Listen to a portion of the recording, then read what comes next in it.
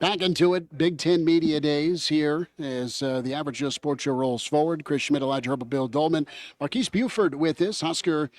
And you look at the situation, Marquise, you are a correspondent and a player that's been able to come by. What's it been like so far here? What have you thought about going into today? Um, Honestly, it's just been exciting to be here with the guys and, had this great opportunity to be in Las Vegas representing the team. For me, my main focus today is to make sure the fans kind of get a great insight on what the players have going on here, kind of a behind the scene point of view action. So I'm going to be, taking to the social media, getting some more light off the edge stuff with the guys, have some fun with them. So, All right. So when you go into a game, you study film and you talk with your coaches and you prepare that way. In this role, how have you prepared to be a behind the scenes correspondent for the Nebraska football team? um, honestly, I probably didn't do a great job.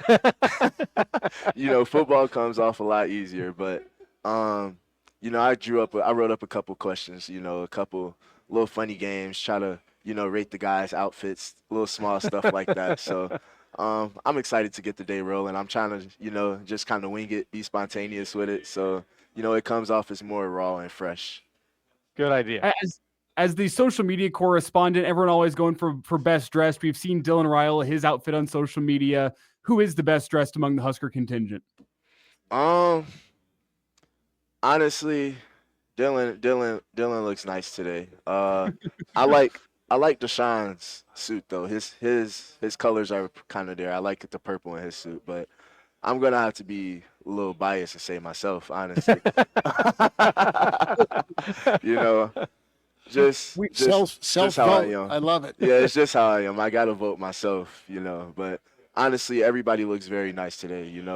These guys really clean up pretty well. I'm used to seeing them in sweatpants, a little hoodie, and then football equipment at that. So seeing them in a little nice little suit is it's a little refreshing. Marquise Buford with us here on the Average Joe Sports Show live at Big Ten Media Days, picking himself, which is great. Competition's king. That's been preached in this program Oh yeah. with Matt Rule. Oh yeah. It's been preached in your secondary room. hmm How has the competition continued to be high level, intense here, even through the summer? Um, it's nonstop. Honestly, the competition level as a room, and for me on a personal level, I feel like I'm one of the most competitive people I know. But there's competition everywhere. In the weight room, there's competition. We have linebackers and running backs. We're lifting across racks from each other, but we can see how fast the weight's moving on a little screen across, and everybody's trying to, beat the other person's number. So, it's exciting, you know, just to see how much we're competing with each other. It makes you wonder, like, how is it going to be when we finally get somebody else across from us that's not a friendly color? So I'm excited for this season and excited to see the culture shift. Everybody wants to compete and everybody is embracing it. So it's fun. You mentioned your room. It's a new room because you have a new Uh-huh. voice in there, a new secondary coach, also a new defensive coordinator, and you have one of the biggest rooms on the team. There are so many. When you go down Nebraska secondary, you think, well, here's an impact player. Well, here's an impact. Here's Uh-huh. a new impact player. The competition level has Yeah. to be high. How do you maintain camaraderie and chemistry when you do have that day in and day out battle to get playing time, and you have a new coach to impress? Um, you know, it's hard making sure that yeah, we're all competing for the same job, the same spots, but it's still a brotherhood at the same time. It's kind of a happy medium you have to get into though. So like for me, like when we're on the field, it's wartime. The guys that are on the field, next to me, and we have to communicate with each other. We're out there on the field and we're doing that, but everybody's competing for the same job, and Coach Butler and Coach Addy have been very, very vocal about that. And, you couldn't ask for anything more than that. They want the best players on the field and the people whoever performs the best on the field. So just knowing that, like, it's all love at the end of the day. But, we're all here for the same reason. Everybody wants to make it to that next level and everybody wants to play on Saturdays. So just being able to have that happy medium whenever as soon as we're off the field, we're in the film room, guys are coaching each other up. It's always love, but, we're still battling at the same time. Marques, I'm not sure if you remember, but way back December 2020, you chatted with Chris and myself whenever you signed your letter of intent with Nebraska. That was a long time ago. I can't believe it's been that long. How does it feel now to be the veteran in the room whenever you look back? I mean, you were a guy that talked to us 5 years ago, and now you're a veteran. How does that feel?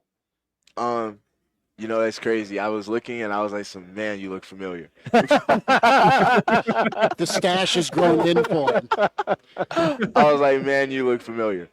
But honestly, it's crazy, especially the day and age with like the transfer portal. I've seen a lot of guys come and I've seen a lot of guys go. But I feel like that commitment I made 5 years ago now is still sticking. And, just being able to uphold my end of the deal. Lincoln, Nebraska has done so many great things for me over my 5 years being here, not only as a football player, but as a person. And, I couldn't be more grateful. And I just want to be able to do my part and have a role in bringing this team back to where it needs to be.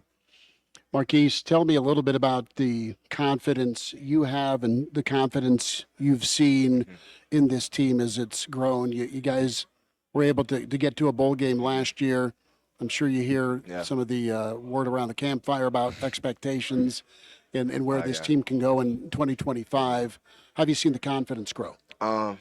Honestly, my expectation and confidence is probably as high as anyone's on this team. I expect us to do a lot of great things this year. I feel like we have the right guys in place to do it. And on top of that, the mentality of the team is, in the right spot where guys are ready to come in and work day in and day out and give their all.